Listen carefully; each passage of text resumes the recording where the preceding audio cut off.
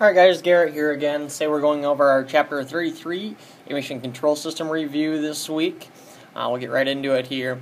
We talked about our hydrocarbons. The evaporative fuel emission is also a source. So our hydrocarbon is not just coming out of the tailpipe, but it can be coming from our evaporative emissions also. So it can be a burned or an unburned fuel. The other causes of our hydrocarbon emissions are unburned fuel in sheltered areas of the combustion chamber. Maybe fuel is absorbed into the oil in the cylinder walls. Fuel is not adequately mixed with air. We might have had a misfire. If we have misfires, usually we're seeing something with a hydrocarbon effect. And we could have very rich or lean mixtures. If we have that lean mixture, we're having maybe something such as a lean enough mixture where it's a simple misfire. And obviously with our rich condition, we're going to see plenty of hydrocarbons also. Now, also we have our carbon monoxide that we spoke about. It is formed when there is not enough oxygen to combine with the carbon during the combustion itself. It's caused by lack of air or too much fuel. So we can be seeing this with too much fuel, as we would see with our hydrocarbons also. But the carbon monoxide will not occur without combustion. So without an actual complete combustion inside that engine, we will not be seeing the carbon monoxide coming out of it. However, as the mixture does get richer, carbon monoxide does increase. So as the engine is running simple and rich, then in that case we will see something actually having carbon monoxide increase also. So adversely to that, if we see it running leaner, we will see less carbon monoxide out of this. Our NOx gases are nitrogen oxides. As combustion reaches temperatures of 2300 or above, and the oxygen combined with it, that's where we're seeing our NOx gases. Our NOx formation is controlled by controlling the combustion temperature. We can control that combustion temperature from our EGR operation, or maybe from some of our variable valve timing. However, this is one gas that now we see it where if it's a lean condition, so it's running hotter, that we're going to see more of the NOx gas. So we see both our carbon monoxide and our hydrocarbons with richer conditions, but now we're starting to see this one more of a lean condition. We're going to see our oxides of nitrogen. Rich mixture does reduce the NOx gases, but adversely, like I had said, moves up our monoxide and our hydrocarbons. So we're trying to find the best of both worlds with this. Our carbon dioxide, it's a byproduct of the ideal combustion. Our carbon dioxide production is directly related to the amount of fuel that is being consumed by the engine. The levels are the highest with a slightly lean mixture, and the carbon dioxide also is produced by the manufacturing processes also. So it's not just from us and our engine, but we can see it from different things too. Our oxygen, we can have too much oxygen in the exhaust, is indicating a improper air-fuel ratio. Too much oxygen in the exhaust does say that we are seeing something with too much of a lean condition. Adversely to that, where we see something where it's a very low oxygen reading in the exhaust, is going to be a rich mixture. Our oxygen levels are not affected by the catalytic converter, however. Our diesel emissions. Diesels are the most efficient of an internal combustion engine. However, they still do have some emission output to it. Some typical diesel emissions include our carbon or our soot. We still do have our NOx gases, and we have a fair amount of NOx gas because of that very, very high heat and high compression that this engine is producing. We're still going to have some sort of water output out of this. Obviously our CO2, our carbon dioxide, some sulfur dioxide, and then some various hydrocarbon compounds also. Our emission control devices, our emission standards are behind many of the technological changes in the automobiles, and emission control devices are installed to meet emission standards.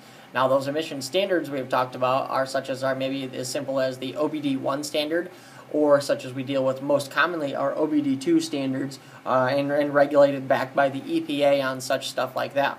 The standards have become progressively more stringent and very, very strict to limit the output of a lot of the emissions that are coming out of the vehicle, but with that we also see a better efficiency in most cases for fuel economy too.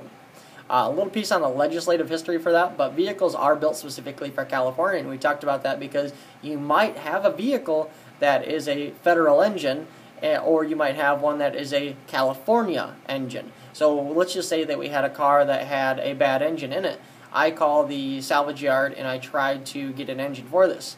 It's something that we specifically need to know because it could be, we may think it's the same engine, but it is not the same engine. We may think it's the same pieces, on the inside as it would be for both of them, but it maybe have different emission control devices on the outside, and that's not always the case. You can see little small things and differences between that engine for a federal or a California engine. Now, it could be something as simple as maybe a crank sensor it's different, or the actual where the crank sensor is picking up on the pulley. So we could see that there could be simple problems with that, and you might plug that vehicle in, get it all set up, and it doesn't run. So we have to watch out for that and make sure that we're finding out if it's a California car or a federal car. Our California Air Research Board, so our CARB, and the Federal Clean Air Act have been the driving forces for most of the emission control. We talked about our IM programs, our inspection and maintenance programs, which you see more in our metropolitan areas. However, after the 1990 Clean Air Act, more precise testing started, and we called that our IM 240. The 240, and the reason that we're calling that is because the vehicle is simply operated on a dyno and tested for 240 seconds under different load conditions, and those load conditions were all controlled conditions, so we could see what was coming out of this vehicle and test the exact exhaust gases being expelled from it to make sure that it is running properly and not expelling too much emissions. We also do test the EVAP system with those inspection and maintenance programs. So we just did talk about the inspection maintenance 240 test, but some states are also using the acceleration simulation mode, or ASM2 test. It's very, very common to see that, once again, in our metropolitan areas, where we're going to see a lot more cars. We may not see it in our smaller areas that we're in or located in, but it is stuff out there that we're going to see more and more of. Some states use a two-speed idle test, so it may just be as simple as reading exhaust gas out at maybe a simple idle, and then a high idle, maybe a 2,000, 2,500, 3,000 RPM idle also. So there are different ways to do this. There's some that maybe we talked about that it's as simple as doing an inspection safety program, looking at the vehicle, and then going ahead and looking at the check engine light statuses on it, making sure all of the OBD2 monitors have passed. If the monitors have all passed, it could be passed through for the maintenance and inspection program simply on that. So there are multiple different ways depending on what area you are going to be fixing these vehicles in. Classification of the emission control devices. All emission control devices fall into one of these three categories. We have either evaporative control, where we're talking about our evap emissions. We could have our pre-combustion control, or simply our post-combustion control. And we'll click through all three of those here very quickly. Our evaporative emission controls was first installed in cars in 1970 in some of the California emission type cars. It's where the fuel tanks are now sealed units to prevent any of those hydrocarbons or any of that fuel to escape out into the atmosphere. It does reduce vapor loss during fueling, however, also. Vapors are stored and until they are routed into the intake manifold to be reburnt. So we will see it being burnt no matter what. It doesn't matter if it's that vapor going back into that engine. It's just a lot like our PCV system, where we're getting all those extra gases, that crankcase ventilation, and reburning it. We're doing the same with our emission control, and we're actually burning all of those stored gases also. Some of the pieces we talked about with our emission control systems, we had special fuel fillers. Maybe it was a pressure or vacuum release fuel filler cap. We did talk about the vapor separators in the tank and the one-way check valves. Obviously our hoses and tubes, the specific ones for that, and then we showed that charcoal canister in class also. The enhanced EVAP systems, it's similar to previous EVAP systems, but can detect very, very small leaks. And we have a monitor set up for this. So we have something that maybe we have a large system leak, or we have a gross system leak, where we have a small system leak also. So it's stuff that it will be able to pick up both of these pieces right here. We use a fuel tank pressure sensor and EVAP canister vent solenoid in the enhanced EVAP systems. And like we talked about, the solenoid is a very simple solenoid, nothing that different than we've talked about. And same with the pressure sensor. Pressure sensor is a lot like maybe our MAP sensor, where it reads 0.5 to 4.5, and we can test it a lot like we can test our simple MAP sensor for our car. Our PCV systems, we're rerouting blow-by gases mixed with the outside air back into the intake manifold, like I just said, with our EVAP type stuff also. Blow-by can cause sludge, oil dilution, and increased crankcase pressures. And to simulate some of the different modes I have listed down here on the bottom, you can look back onto this one, but we also have right here our idle or deceleration modes, part throttle and wide open throttle. During our idle or decel, blow-by gases flow through a small opening in the closed valve, very, very small opening. However, during our part throttle, the PCV spring moves to the valve to increase the opening, and during wide open throttle, the valve is open and allows more blow-by gases to flow. Now, we could have a problem maybe if it was stuck open. We might see a hunting or a very high idle. We may see something at our idle piece if that PCV valve is stuck open. We could see that. Adversely, if it's stuck closed, we might see too much pressure, and we see something where we're actually maybe having valve cover gaskets or something. Maybe some of our soft gaskets wanting to start leaking because it's not able to get rid of that pressure inside of that engine either. Our EGR system, our exhaust gas recirculation, is going to recirculate an amount of exhaust gas which dilutes the air-fuel mixture. This is going to help control our NOx gases, our oxides of nitrogen. It does lower the combustion temperature because of this, and that is what helps us lower that NOx gas. The EGR amount is proportional to the throttle opening, and many of our modern engines do not use the EGR, such as I talked about previously. We're seeing something, maybe our valve timing, we're able to control different stuff like this also. A couple common types of the EGR valve is our vacuum operated, whether it be that positive or negative we talked about, or if it's a digital where it's an electronic solenoid type. Now either way, they're going to work the exact same way, minus we would have it electronically operated or vacuum operated.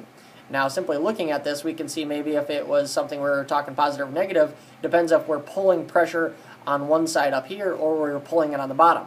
Because if we're pulling pressure here, it's going to want to keep this down, versus if I'm pulling pressure here, it's going to want to lift it up. So it's just depending on how the diaphragm itself is actually set up, so the exhaust gas can be able to flow through into the intake air only when it needs to be flowing through. So we'll have that set up properly, and make sure you're putting the proper one back on if it's a vacuum-controlled device.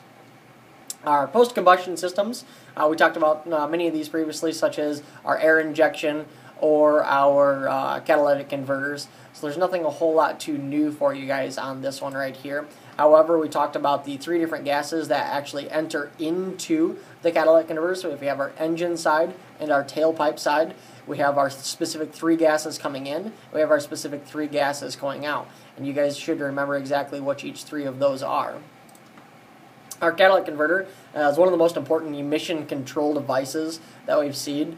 Especially with this, we cannot be running those unleaded fuels anymore. We don't see any really unleaded fuels. It would clog up and damage our catalytic converters, and we all know that the price of those catalytic converters are not very cheap, so we don't want to be having any problems with that. Most of our vehicles have 2 converters for each exhaust stream now. We're seeing more and more catalytic converters, and some smaller ones than what we'd seen also. So we're doubling up on it versus just seeing a one large bread loaf type one. There is an OBD2 monitor for our catalyst efficiency effectiveness, monitored by the OBD2, and it's regulated once again all by that. So we could go to our general diagnostics and check that monitor also. We did talk about our upstream and our downstream, how that upstream is what's controlling the fuel trims, maybe telling what's actually going on. Adversely, down here on our downstream, we're seeing something where it's just simply reading what our catalyst is doing. So the catalytic converter, is it actually doing what it needs to properly? Now we could have our good catalyst and our bad catalyst here. So if we wanted to use our lab scope, which is the best way to be able to check this catalytic converter in most cases for us, and we can check out what's going on with the oxygen sensor. Also, we have our pre-oxygen sensor where it's actually floating up and down right here. And that's good because it's always going to be wanting to float and hunt around that 450 millivolt line right there. Adversely, we should see that post-oxygen sensor after that catalytic converter stay very, very steady. It should not want to move around. It should not simulate what's happening up here because it's cleaning all of those gases and reburning all of those gases. Now, if I show you guys something such as a bad catalyst, this is what we're seeing over here, where you can see that the two are very closely mimicking each other. If they're mimicking each other, that means that catalyst is not doing its job. There's a problem there. So in that case, you would have to most likely replace yourself a catalytic converter. And that's all I have for you guys today. Hope you guys have a great night tonight, and I hope you guys do great on your test tomorrow. Thanks.